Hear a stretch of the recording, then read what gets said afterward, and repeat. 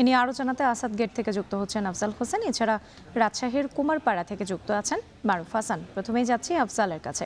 আফজাল, গ্রাহকরা ঠিকমতো তেল পাচ্ছেন কিনা?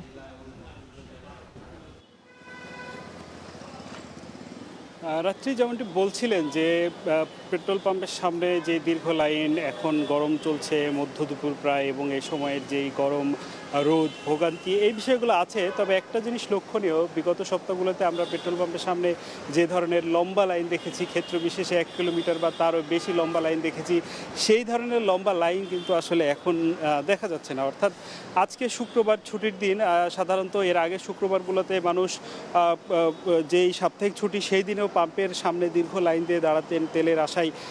সেই দৃশ্যটি আসলে আজকে নেই। আজকে এখানে যে লাইনগুলো আছে সেই লাইনগুলো বিগত সময়ের 4 ভাগের 1 ভাগ বলা যেতে পারে। এছাড়া তেল নেয়ার জন্য যে ঘন্টার পর ঘন্টা অপেক্ষা, সেই অপেক্ষার সময়টাও অনেকটাই কমে গেছে। অর্থাৎ আজকে বেশিরভাগ বাইকার বা যারা ড্রাইভার রয়েছেন তাদের সাথে কথা বলে যেটা জেনেছি, তারা বলছেন 1 থেকে 1.5 ঘন্টার মধ্যেই তারা আসলে পেয়ে যাচ্ছেন। এর আগে কখনো 6 থেকে 7 ঘন্টা অপেক্ষা করতে হয়েছে।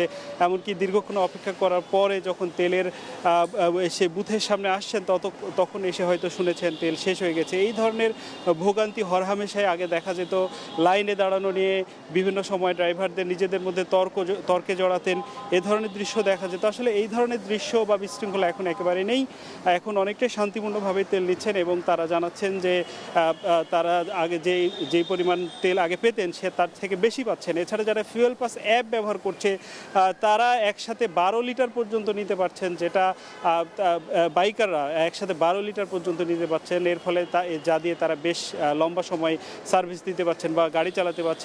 এবং এই ধরনের তেলের উপর যাদের জীবিকা নির্ভরশীল, বিভিন্ন রাইড শেয়ারিং বাইকার সহ যারা অফিসগামী বা অফিসের প্রয়োজনে বাইক ব্যবহার করেন বা গাড়ি ব্যবহার করেন, তাদের যে ভোগান্তিটা ছিল আজকের পর থেকে কিছুটা কমবে বলে তারা আশা করছেন। এবং আজকে ডিপোতে শুক্রবার হয়, আজকে ডিপো বন্ধ থাকার পরেও তেল দিতে পারছেন এবং তারা আশা করছেন কালকে যখন ডিপো খুলবে তখন আরও বেশি পরিমাণ তেল পাম্পে ঢুকবে এবং তারা বাইকার সহ যারা ড্রাইভার আছে তাদেরকে দিতে পারবেন এবং যে সংকটটা এতদিন ধরে চলে আসছিল তা হয়তো ধীরে ধীরে কমতে শুরু করতে পারে।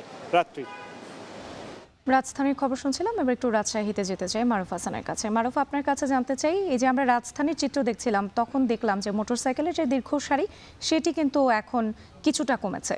রাজশাহীর আসলে কি চিত্র দেখছেন আপনি? সব পেট্রোল পাম্পগুলো কি খোলা রয়েছে কিনা?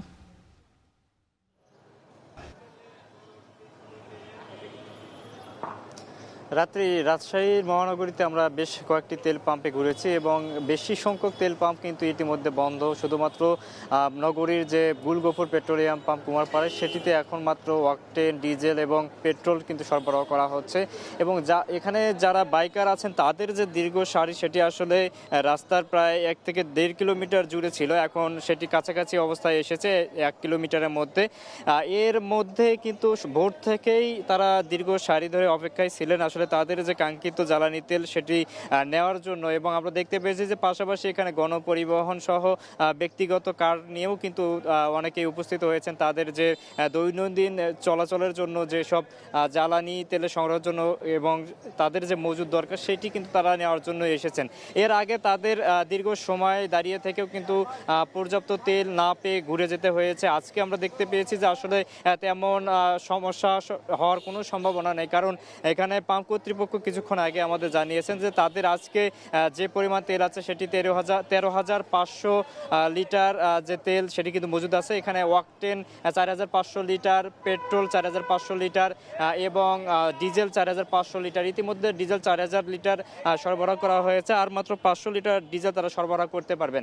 এবং শুধুমাত্র অকটেন এবং পেট্রোলের যে চাহিদা অনুযায়ী বাইকাররা অপেক্ষায় আছে, তাদের ধীরে ধীরে কিন্তু সারিবদ্ধভাবে সুশৃঙ্খলভাবে তাদের তেল সংগ্রহ করার জন্য এখানে যারা পাম্প কর্তৃপক্ষ আছেন তারা কিন্তু ডেকে ডেকে দিচ্ছেন। এবং এর আগে দেখেছি যে কোনো একটা বাইকারকে তারা নির্দিষ্ট পরিমাণ অর্থাৎ 500 টাকার বেশি কিন্তু তেল সরবরাহ করতেন না। এবার কিন্তু সেই জায়গা থেকে আমরা দেখতে পাচ্ছি যে তারা অনেক বেশি পরিমাণে, যার যত পরিমাণ তেল লাগছে তত পরিমাণ তেলই কিন্তু তারা সরবরাহ করতে পারছেন, যার কারণে তাদের অর্থাৎ বাইকার সহ যারাই এখানে তেল নিতে আসে তাদের যে ভোগান্তি সেটি খানিকটা লাঘব হয়েছে। এবং জ্বালানি তেলের যে সংকট নিয়ে এতদিন গুঞ্জন চলছিল সেটিও খানিকটা কেটে যাচ্ছে, যার কারণে রাজশাহীতে জ্বালানি তেলের সরবরাহ স্বাভাবিক পর্যায়ে আসছে এবং গ্রাহকদের যে চাহিদা সেই চাহিদা অনুযায়ীও কিন্তু স্বাভাবিকভাবেই চলছে এবং সব মিলিয়ে দেখা যাচ্ছে যে তাদের চাহিদা এবং তেল পাম্প কর্তৃপক্ষের পক্ষ থেকে সরবরাহের যে জায়গা সেটি কিন্তু স্বাভাবিক পর্যায়ে আছে বলেই কিন্তু আমরা এখন পর্যন্ত